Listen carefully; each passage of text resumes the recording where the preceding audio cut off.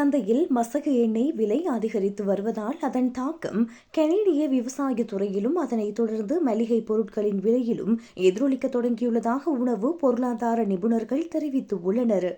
குயல் பல்கலைக்கழகத்தின் பேராசிரியர் மைக் வான் மாசோ இதுகுறித்து எச்சரிக்கை விடுத்துள்ளார். தற்போது விவசாயிகள் விதைப்பு பணிகளில் ஈடுபடும் காலம் என்பதால் நிலங்களை உழுவதற்கும் விதைகளை இடுவதற்கும் அதிகப்படியான எரிபொருள் தேவைப்படுகின்றது.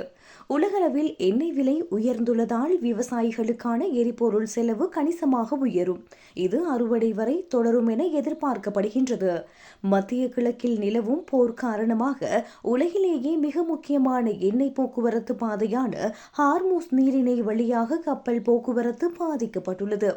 குறிப்பாக மத்திய கிழக்கிலிருந்து இறக்குமதி செய்யப்படும் நைட்ரஜன் உரங்களின் விலை அதிகரித்து உள்ளது.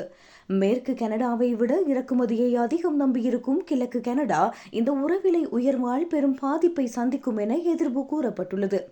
உணவுப் பொருட்களின் விலையில் போக்குவரத்து செலவு சராசரியாக 3.5% பங்கை கொண்டுள்ளது. ஆனால் இறக்குமதி செய்யப்படும் பொருட்களில் இது 10% வரை இருக்கும். தெற்கு அமெரிக்கா மற்றும் மத்திய அமெரிக்காவில் இருந்து லாரிகள் மூலம் கொண்டுவரப்படும் புதிய காய்கறிகள் மற்றும் பழங்களின் விலை 10% வரை அதிகரிக்க வாய்ப்புள்ளது. காய்கறிகள் போன்ற அழுகும் பொருட்கள் வாரந்தோறும் இறக்குமதி செய்யப்படுவதால் அடுத்த 1 முதல் 2 வாரங்களுக்குள் இந்த விலை உயர்வு நுகர்வோரை வந்தடையும் என பேராசிரியர் மாசோ தெரிவித்துள்ளார்.